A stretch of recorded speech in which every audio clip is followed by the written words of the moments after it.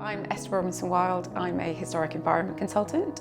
I work on a variety of projects focused on the historic environment, so that means anything from archaeological sites to significant buildings or complex of significant buildings. I have a background in real estate finance, so I'm also particularly interested in the financing of development as well. I'm Chandler. I'm a registered conservation architect, co-director of the Sustainability Research Institute at the UEL, and I am the co-chair of the Conservation Register Steering Group at the RIBA.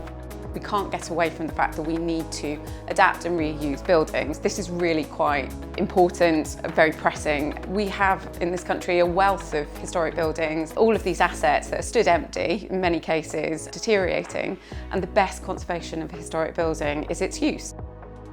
So the Working with Heritage course is primarily based on design. That's the tools that we're going to use to explore the different areas of knowledge that we're going to need. We'll also be looking at the kind of funding opportunities and how we can mesh that kind of technical knowledge in with a kind of tactical knowledge so that we can begin to make these new projects happen. It's also understanding the viability, that's the thing as well, and the practical things that you have to consider about adapting a building. Is really an understanding of the design conversation around heritage, structures of heritage, the philosophy, the thinking behind it, but more looking at the opportunities that exist in funding streams, in ways of working that can begin to be brought together to facilitate different kinds of projects.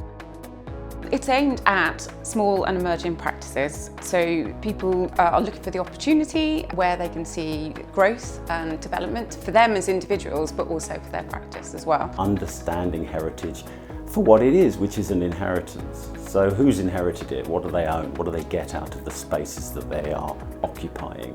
If we can begin to find tactics to explore that, then we're beginning to open up new opportunities and new projects that can really push a community forward.